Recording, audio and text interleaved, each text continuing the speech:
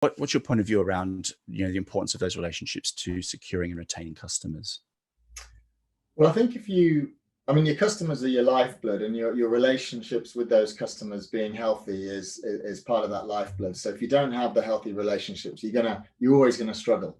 And if you don't have the relationships, you don't have people to speak to who can sort of coach and mentor you within an account, then your ability to influence what's going to happen is completely diminished. And you might end up being in a position where you're having to second guess what your own customer is doing or thinking. So, but I mean, that's the blatantly obvious thing to say, right? But it's kind of, but it happens. I think you get so much kudos around new business, chasing the new shiny target over there, that once you've won an account and you're managing it, and it becomes more of a day-to-day thing. There's this sense that you kind of slip into it's just part of business as usual.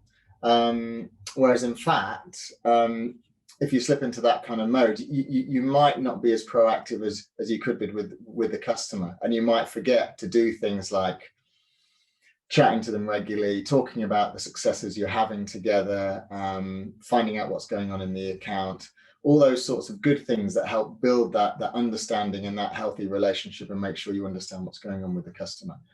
The risk, if you don't do that, is that somebody else is looking at your customer as a big shiny account, and they're putting a lot of focus and effort on it, and they're building relationships kind of behind your back. And before you know it, they'll know more about your customer than you, and they'll go to market, and you lose out on the opportunity. Yeah, that's true. I mean, there are a lot of dreams for sale, and our competitors are constantly out there pitching them.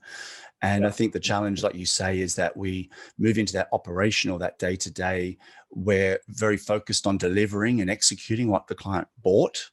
We forget that they're going to be looking to renew at some point down the track. And that means building those relationships with people that you might not deal with on a day-to-day basis, people that are outside your day-to-day network. The people that sign the contracts, the people that have the budgets that maybe you don't deal with on a day-to-day basis. So for me, totally agree with all of that. And I think key to that is just having a really clear understanding of who's who, what the decision-making process looks like, who is important. And these might not be people you deal with every day. They might be people you check in with every quarter, or even half a year, or once a year, drop an odd email to. The depth and quality of the relationship will depend on where they fit into the whole process. But yeah, it's important that we don't ignore that. And I think also your executive team can have a role to play in helping you there too. It's not like you have to do all the heavy lifting on your own. Definitely. What is that executive sort of sponsorship, and when do those interaction points happen? Not just when there's a sort of contract review every quarter or every 6 months or every year. Kind of what are the interventions in between? And at those sessions, it's kind of sharing and showing, isn't it? Sharing new ideas and thoughts that are going on. If I was the account manager, with other accounts that I've got, or with other colleagues' accounts who are very similar, sharing those ideas. And also showing the successes, reminding them constantly that you're delivering value to them. Yeah, so important. I love that idea that it's not just wheeling them out when the time comes. This is because it's so obvious. Everybody knows if you bring in the GM a couple of weeks before the contract's due, they know what they're there for. It's so inauthentic. It's so transparent. So you're right. Like to bring, it's about that longer term relationship, and, bringing them in strategically when you need to over time. Yeah, actually, Warwick, that reminds me, I've got a good example of where the situation could happen for organizations. So I was working with a pension scheme company, and they were looking after their client had two big schemes, and they looked after one. My client looked after one, and one of their competitors looked after the other. I was engaged a couple of weeks before the tender arrived, because it was this big renewal, and the account was a threat. And could we do a bit of prep and planning? Not be reactive and wait till the tender landed. But in the first meeting, it really transpired very quickly that the person looking after the account from my customer had been outflanked and outmaneuvered by their equivalent at their competitor, who'd been influencing the customer to consolidate these two pension schemes into one, and highlighted the benefits of doing that, and therefore also the benefits of them taking over the scheme.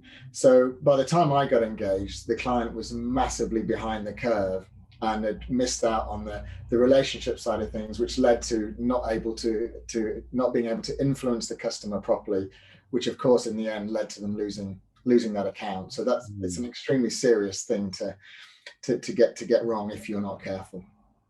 I mean, it's so true. I mean, there's a lot of things that probably could have been done better in that whole example, like in getting you involved much earlier. But besides that, what we've got to remember is lots of conversations happen behind our backs and in the four walls and the corridors of our client's business.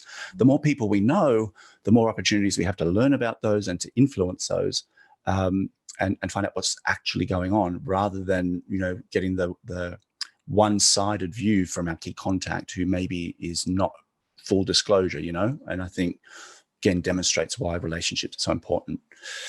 Awesome. I think we're ready for question number 2. Thanks very much, guys. That was absolutely brilliant.